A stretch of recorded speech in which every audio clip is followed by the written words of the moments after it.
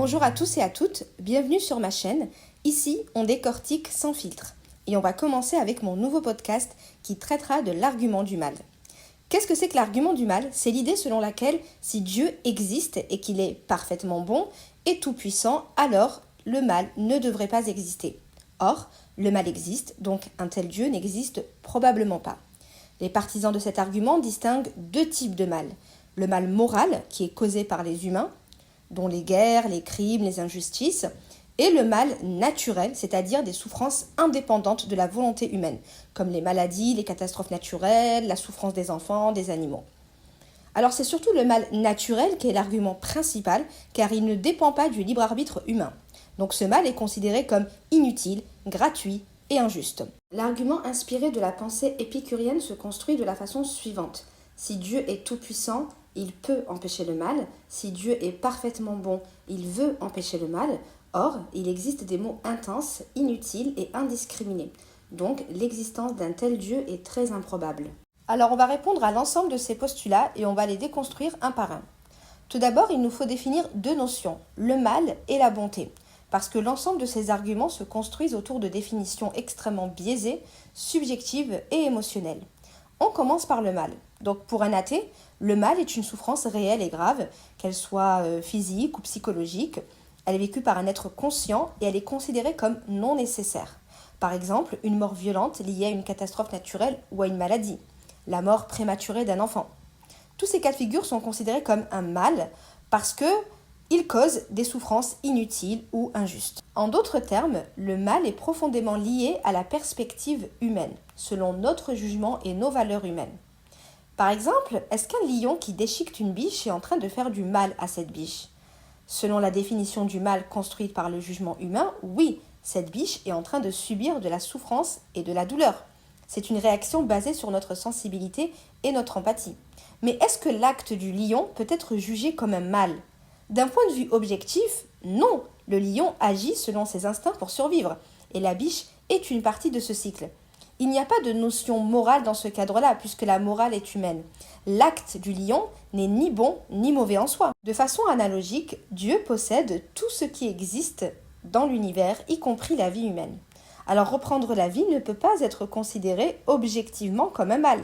Tous les êtres humains sont destinés à mourir. La vie n'est jamais possédée par l'humain. Dans ce cadre, parler d'injustice n'a absolument aucun sens, car on ne peut pas voler ce qui n'a jamais été possédé. Dieu reprend ce qui lui appartient. Et si la simple mort est considérée alors comme un mal, ça reviendrait à dire que l'existence biologique le serait également, ce qui est totalement absurde. Le problème vient en partie du rapport conflictuel que les humains ont à la mort. Ils veulent la vie indéfiniment, ils projettent cette valeur absolue sur Dieu, et ils transforment toute finitude en scandale moral. Mais la mort est universelle. Elle concerne autant les humains que les animaux, les plantes ou les structures cosmiques, comme les étoiles ou les galaxies. Donc, objectivement, la mort est une propriété structurelle du réel. Elle est nécessaire au renouvellement du vivant. Elle est inscrite dans la biologie même. Donc, quand Dieu reprend la vie, ça ne peut pas être considéré comme un mal, une injustice ou un meurtre. C'est l'achèvement d'un cycle qu'il a lui-même institué. La vie humaine est donnée par Dieu. Elle est orientée vers un but. Dieu, en tant que source de l'être, a le droit ontologique de la reprendre. C'est ici que nous basculons dans le second prémisse de cet argument. Mais pourquoi Dieu nous fait subir des douleurs et des souffrances inutiles, non nécessaires ? Dieu pourrait très bien reprendre la vie sans que nous ayons à subir des souffrances. Alors ce postulat suppose deux présupposés humains. Le premier est que la souffrance et la douleur sont inutiles, et le second est que Dieu devrait viser un maximum de confort.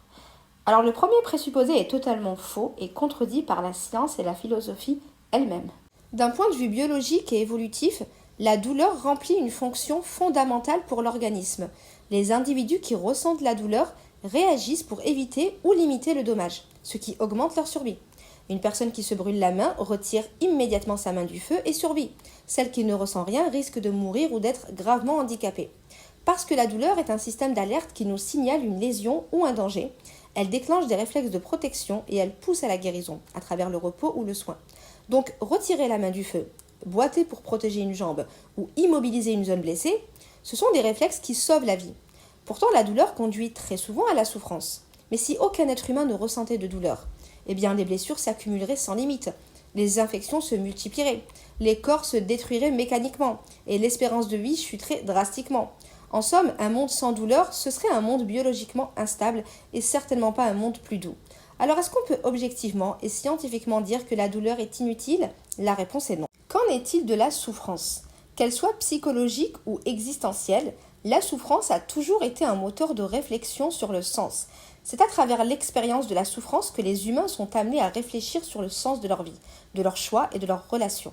Alors je ne dis pas que la souffrance est souhaitable, je dis qu'elle est structurellement formatrice dans l'existence humaine. C'est factuel, non seulement elle développe la résilience et l'empathie, mais elle peut élever la conscience humaine, car elle ouvre la réflexion sur l'amour, la solidarité, la beauté, la justice, la morale. Est-ce qu'il existe un être humain qui puisse dire que les épreuves de la vie, parsemées de souffrances, ne l'ont jamais fait mûrir, ne l'ont jamais fait grandir, ne lui ont jamais appris à être plus résilient, à ne pas commettre les mêmes erreurs? C'est un constat anthropologique et existentiel. L'humain se transforme par l'épreuve, par la difficulté. D'ailleurs, selon la position athée, matérialiste et évolutionniste, la morale, la résilience, l'empathie et les valeurs humaines, qui naissent souvent de la souffrance, sont des constructions issues de l'évolution, sélectionnées parce qu'elles favorisent la survie individuelle et collective. Par conséquent, les athées ne peuvent pas nous expliquer que la souffrance est inutile. Elle est structurellement formatrice parce qu'elle active des mécanismes adaptatifs sélectionnés par l'évolution. Et si ces mécanismes qui découlent de la souffrance n'avaient aucune utilité adaptative, ils n'existeraient pas. Selon la position évolutionnaire, la souffrance est un signal plus une pression adaptative. Elle force l'apprentissage, elle renforce les liens sociaux et elle sélectionne les comportements les plus coopératifs. Donc oui, factuellement, une espèce incapable de transformer la souffrance en adaptation aurait disparu. La seule différence peut-être majeure est que nous, croyants, affirmons que ces processus adaptatifs ne sont pas aveugles, mais sont dirigés par une intention divine. Quoi qu'il en soit, la conclusion sera commune. La douleur et la souffrance ne peuvent pas objectivement être qualifiées d'inutiles. D'ailleurs, l'histoire humaine a démontré tout l'inverse. Le mal a toujours été un moteur de connaissance et d'évolution. Empiriquement, une grande partie des avancées humaines sont nées en réponse directe à la souffrance. Les maladies infectieuses ont permis de développer la microbiologie, les vaccins, l'hygiène. Les épidémies comme la peste, le choléra, la variole ont donné naissance aux statistiques médicales, à la santé publique, à l'urbanisme. La douleur physique a permis de développer l'anesthésie, la chirurgie moderne. Les traumatismes psychiques ont permis de développer la psychologie clinique, la psychiatrie, les neurosciences. La mortalité infantile a été à l'origine de l'obstétrique, de la pédiatrie, de la nutrition. Sans ces mots, il n'y aurait pas eu de problème à résoudre, donc pas de progrès ciblé. Et je rappelle que la science naît de 3 choses fondamentales. Premièrement, un écart, quelque chose qui ne va pas. Deuxièmement, une observation. Et troisièmement, une tentative de correction. Or, sans maladie, il n'y a pas de médecine. Sans erreur, il n'y a pas d'apprentissage. Et sans douleur, il n'y a pas d'alerte, pas d'enquête, pas de correction. Alors, un monde sans douleur serait probablement un monde biologiquement instable, cognitivement pauvre et technologiquement limité. En somme, un monde dans lequel aucun être humain n'aurait pu évoluer. D'ailleurs, la souffrance a toujours été un moteur de sens, même hors religion. Les philosophes et les écrivains non théistes et parfois profondément athées ont toujours cherché à comprendre la souffrance pour en tirer un enseignement. Quelques exemples de courants ou de penseurs athées ou non religieux, on a l'épicurisme, qui consiste à comprendre la douleur pour mieux gérer la vie et rechercher la tranquillité et le bonheur. Le stoïcisme, qui vise à utiliser la souffrance comme instrument d'autodiscipline et de sagesse. L'existentialisme, qui vise à reconnaître l'absurde et la souffrance et choisir de créer du sens malgré tout. Le darwinisme social et évolutionniste, qui est davantage une idéologie, mais qui consiste à considérer la douleur et la lutte comme moteur d'adaptation et de progrès. Toutes ces approches athées, panthéistes, déistes, très loin du concept monothéiste, sont des philosophies qui viennent donner du sens à la vie à partir du concept de la souffrance, même sans cadre divin. Donc d'un point de vue athée, le mal, la souffrance, la douleur ne peuvent pas être considérés comme inutiles alors qu'ils ont donné naissance à des philosophies qui les séduisent et qui ont apporté un sens à leur vie sans même impliquer Dieu. L'athéisme militant, par exemple, s'appuie sur les supposées souffrances induites par les religions, donc le sens de leur vie, selon leur prisme, repose sur une lutte contre une souffrance. Donc dire simultanément « la souffrance est inutile » et « je tire des leçons de la souffrance, je m'inspire de la philosophie ou de la science » pour donner un sens à la vie, eh bien c'est contradictoire. Si la souffrance n'avait aucun rôle, ces philosophies, ces courants de pensée n'auraient jamais vu le jour. Et parallèlement, le sens de la vie que vous portez non plus. Maintenant, définissons notre seconde notion, la bonté. Pour les athées, si Dieu est bon, il doit faire cesser la souffrance et la douleur sur Terre, même si on a vu qu'objectivement, elles sont utiles pour les humains dans le cadre de leur mission sur Terre, mais il y a toujours des cas de figure qui peuvent nous tourmenter. Un enfant qui souffre, une catastrophe naturelle qui fait souffrir dans d'atroces souffrances beaucoup de monde. Dieu serait cruel s'il nous laisse souffrir. Cette critique suppose de Dieu une attente affective, une morale émotionnelle et un idéal de protection absolue. Évidemment, c'est une projection affective et humaine de Dieu. Mais alors, qu'est-ce que la bonté ? Eh bien, c'est une disposition à vouloir le bien d'autrui et à agir en conséquence, même quand cela ne sert pas immédiatement son intérêt personnel. Par contre, cette définition de la bonté est une catégorie morale humaine. Elle suppose de l'empathie, de la compassion, de la sensibilité à la souffrance, de la réaction affective face à autrui. Or, tout cela implique une vulnérabilité, une finitude, une exposition à la douleur. Ce sont précisément des traits humains et non divins. Les attributs divins ne sont pas des vertus morales, ce sont des qualificatifs qu'aucun humain ne peut posséder. Car les attributs divins ne décrivent pas un caractère psychologique, ils décrivent un statut ontologique. Quelques exemples d'attributs divins, on a l'omniscient, l'unique, le premier, le dernier, l'infiniment sage, l'éternel, le dominateur suprême, le pourvoyeur. La liste est exhaustive, mais on voit bien que ce sont des notions hors échelle humaine. On trouve cependant un attribut de Dieu qui est at-tayyib et qui se traduit par le bon. Mais une bonté qui n'a rien à voir avec la définition humaine. La bonté divine est en accord avec ses attributs. Il n'agit jamais de manière absurde, injuste ou mauvaise. Il agit selon sa sagesse, et sa sagesse exclut l'injustice. Il s'agit d'une bonté qui ne dépend pas d'émotions humaines, dont la sensibilité. On parle d'une bonté qui serait structurelle, principielle, non émotionnelle et non affectée par la souffrance. Et philosophiquement, ça correspond à une bonté rationnelle, une bonté ontologique liée à l'ordre des choses, une bonté fonctionnelle qui permet l'équilibre, la justice, la continuité de la vie sur Terre. Ce n'est plus une bonté qui ressent, mais une bonté qui ordonne, qui oriente, qui limite. Ses actions, sa volonté, sont orientées vers ce qui est juste, parfait ou harmonieux pour l'humain, et notamment pour l'univers. En somme, une perfection de l'être qui n'a pas besoin de ressentir les choses comme nous. Tout ce que Dieu fait ou permet est cohérent avec un ordre universel ou une finalité harmonieuse. L'objectif n'est donc pas d'éliminer toutes les souffrances, mais de maintenir un ordre, une cohérence et une justice universelle. Ce que Dieu préserve, ce n'est pas notre confort émotionnel, mais l'intelligibilité du réel. Il préserve l'ordre. Les attributs divins que nous avons énumérés renvoient à une chose très précise, la stabilité ontologique du monde. Préserver l'ordre signifie des lois constantes, une causalité fiable, une continuité du réel, une intelligibilité du monde. Dans un monde illogique, incohérent, absurde, les êtres humains ne seraient pas capables de s'épanouir. Ils ne seraient pas capables de se connaître, ils ne seraient pas capables de connaître le monde dans lequel ils vivent. Ils ne seraient pas capables d'évoluer et donc incapables de remplir la mission pour laquelle ils ont été créés. C'est principalement la raison pour laquelle la souffrance touche tout le monde, y compris les enfants. Parce que vivre dans un monde où les enfants sont épargnés des maux qui touchent les adultes, ce serait introduire une hiérarchie émotionnelle de la valeur de la vie, qui n'est pas métaphysiquement claire. Pourquoi la mort à 5 ans serait-elle plus absurde qu'à 15 ans, qu'à 18 ans, qu'à 25 ans ou qu'à 60 ans ? À partir de quel âge la mort devient-elle acceptable ? Cet argument de l'innocence d'un enfant repose davantage sur notre attachement que sur une contradiction logique. Dieu n'est pas soumis à nos affects. Il ne va pas gouverner le monde selon des exceptions émotionnelles. Un monde avec des exceptions morales serait ontologiquement instable. Un monde où certains êtres humains, dont les enfants, seraient exemptés des lois biologiques et naturelles, auxquelles tous les autres sont soumis, serait un monde incohérent. Les lois naturelles doivent être universelles pour être des lois. Introduire des exceptions basées sur l'âge, l'innocence ou la valeur émotionnelle reviendrait à transformer le monde en un système arbitraire, rendre toute causalité imprévisible, miner la rationalité même de l'existence. Un tel monde ne serait pas simplement plus juste, il serait inintelligible. Rappelez-vous, on a dit que la bonté divine inclut la sagesse et la justice, qu'elle vise à préserver le réel et la stabilité du monde pour qu'on puisse évoluer correctement. Mais imaginez-vous seulement un monde où les enfants ne tombent jamais malades, ne meurent jamais accidentellement, ne connaissent jamais la douleur. Eh bien, ça poserait immédiatement des questions insolubles. Pourquoi, à partir d'un certain âge, la protection cesse-t-elle ?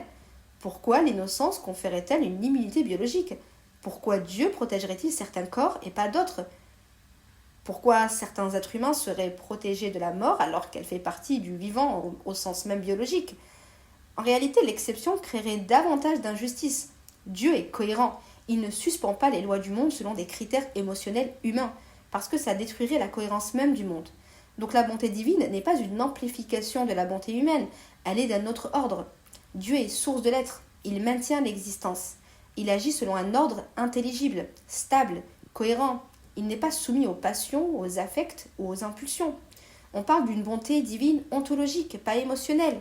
Sa bonté ne consiste pas à faire plaisir à nos désirs et nos fantasmes d'immortalité, à éviter toute douleur qui nous empêcherait de vivre dans le confort, à empêcher toute peur qui nous déstabiliserait. Tout ce qu'on vient d'évoquer répond également à la question « Mais si Dieu savait tout cela, pourquoi a-t-il quand même créé des êtres humains ?» Mais un monde parfait sans souffrance serait-il un monde ? Un monde où personne ne souffre, personne ne meurt, personne n'échoue, personne ne peut faire le mal, ce serait un monde où il n'y a pas de liberté réelle, où il n'y a pas de devenir, il n'y a pas de responsabilité, il n'y a pas de transformation. Ce serait un monde statique, pas un monde vivant. Nous sommes des êtres vivants, nous avons besoin d'un monde vivant pour évoluer. Dire pourquoi ne pas avoir créé un monde meilleur, ça revient à dire qu'il aurait fallu créer un monde sans nous, et donc il aurait été préférable de ne pas exister. Or, la plupart des humains préfèrent exister, même dans la difficulté, plutôt que de ne pas exister du tout. D'où la peur existentielle de la mort, cette même peur qui nous conduit à vouloir la fuir, à percevoir le mal comme un scandale divin. Penser que Dieu aurait dû ne pas créer le monde tant il est mauvais, tout en désirant profondément continuer à exister, ça démontre bien toute la contradiction humaine. Les reproches adressés à Dieu concernant le mal reflètent surtout nos propres limites et notre désir de vivre. Parce que la liberté humaine implique la stabilité du monde. Sans stabilité, il n'y a pas de science, il n'y a pas de morale, il n'y a pas de responsabilité, il n'y a pas de croissance intérieure. Les êtres humains se développent parce que les conséquences existent, parce que les choix ont un poids, les erreurs coûtent quelque chose, les réussites se construisent dans le temps. Un monde qui supprimerait systématiquement l'épreuve supprimerait aussi la maturation. Et c'est là que beaucoup confondent souffrance et absurdité. Or, la souffrance, elle peut être comprise, elle peut être située, elle peut être intégrée, mais l'incohérence ne peut pas l'être. Un monde où on souffre, mais où les lois tiennent, où la causalité est stable, où le réel est lisible, eh bien c'est un monde habitable. C'est un monde où les humains peuvent évoluer. C'est un monde où les humains peuvent s'améliorer. En revanche, un monde où les règles changent arbitrairement. Les effets ne suivent pas les causes. Le réel se contredit. Ce serait véritablement absurde. Ce serait un monde infantilisant. Supprimer toute souffrance, ce n'est pas améliorer le monde, c'est détruire sa structure ontologique. Donc il existe une distinction fondamentale entre le mal moral, qui est produit par les êtres humains, et le mal naturel qu'ils attribuent à Dieu. Le premier est réellement injuste, car il introduit la corruption, le désordre et l'injustice. Le second, en revanche, ne peut pas être qualifié d'injuste, car il affecte tout le monde sans distinction. Il n'agit pas de manière discriminée, il ne corrompt pas et ne transgresse aucune norme morale. Il y a des millions d'années, quand aucun être humain existait, le monde allait très bien. Les espèces animales naissaient, souffraient, mouraient. Il y avait prédation, maladie, extinction. Mais il n'y avait ni injustice, ni pollution, ni exploitation, ni meurtre, ni corruption. Le mal naturel n'a jamais empêché l'évolution du vivant, bien au contraire. Il en est le moteur, il structure la sélection naturelle, il permet le renouvellement. La mort, la faim, la destruction ne sont pas en elles-mêmes du désordre. Dans la nature, la mort fait partie d'un cycle, pas d'une corruption. Le désordre apparaît quand il y a injustice, intention de nuire et perversion des relations. Or tout cela suppose des agents moraux, donc des êtres humains. Alors oui, le mal naturel n'est pas un problème pour le monde. Il le devient uniquement quand un sujet humain le juge moralement. Alors oui, l'argument du mal repose sur une conception préalable de la bonté et du mal, des conceptions qui ne sont ni neutres ni objectives. Exiger de Dieu qu'il doit penser comme un humain endeuillé, qu'il doit corriger la réalité au cas par cas selon notre détresse émotionnelle, c'est rabaisser Dieu au niveau de nos affects humains. C'est promouvoir un monde qui n'a aucune cohérence alors même qu'on se prétend rationnel. Et ça s'appelle de l'anthropomorphisme, c'est-à-dire le fait de donner des caractéristiques humaines à quelque chose qui ne l'est pas. D'ailleurs, il est souvent reproché aux croyants de faire de l'anthropomorphisme, alors que les athées font exactement la même chose, et l'argument du mal en est la démonstration parfaite. Alors, au risque d'en décevoir plus d'un, un athée ne peut pas définir la bonté divine de manière autonome. Pour une raison simple, l'athéisme étymologiquement et conceptuellement est une position sans Dieu. Donc il n'existe aucune expérience directe, aucun référent empirique, aucun accès ontologique à ce qu'est Dieu. La seule source possible pour parler de bonté divine est soit la théologie, soit une projection humaine. Il n'y a pas de troisième option. Donc quand des athées disent « Dieu n'est pas bon », ils font nécessairement l'une de ces deux choses. Ils reprennent soit une définition théologique pour ensuite dire que Dieu n'y correspond pas. Or, ce n'est pas ce qu'ils font, car dans aucune théologie classique, la bonté divine correspond à une bonté humaine, de surcroît dans la théologie musulmane. Soit ils appliquent une définition humaine de la bonté à un être qu'ils affirment pourtant ne pas exister. Dans les deux cas, il y a une tension logique. Beaucoup d'athées critiquent un Dieu qui n'est pas celui de la théologie, mais une sorte de magicien moralement sensible. Ce Dieu imaginaire serait ému comme un humain, affecté par la souffrance, capable d'arranger la réalité au coup par coup, intervenant pour supprimer toute douleur jugée injuste. Or, ce Dieu n'existe dans aucune théologie sérieuse. C'est un Dieu de conte, pas un Dieu métaphysique. Dieu n'est pas un magicien. Il est le fondement de l'ordre. Il agit avec cohérence, avec logique, avec ordre. Il ne bricole pas le monde, il fonde les lois mêmes du réel. Les athées ne peuvent pas définir un Dieu fantaisiste pour mieux le rejeter. On ne peut pas inventer une définition fantaisiste de Dieu, puis dire qu'elle est absurde et en conclure que Dieu n'existe pas. C'est un homme de paille philosophique. Si quelqu'un veut critiquer Dieu, il doit d'abord dire de quel Dieu il parle, et cette définition doit nécessairement venir de la théologie. Sinon, il ne critique pas Dieu, il critique son propre imaginaire. Eh bien, c'est la fin de ce podcast. J'espère qu'il vous a plu. Et si les sujets que j'aborde vous intéressent, n'hésitez pas à vous abonner et à me faire part de ce que vous en avez pensé. N'hésitez pas également à vous rendre dans la rubrique Post de ma chaîne YouTube, car je partage des réflexions existentielles et cosmologiques au cœur du Coran. Et j'aborde également des questions autour des miracles du Coran. Alors, merci à vous et à très vite.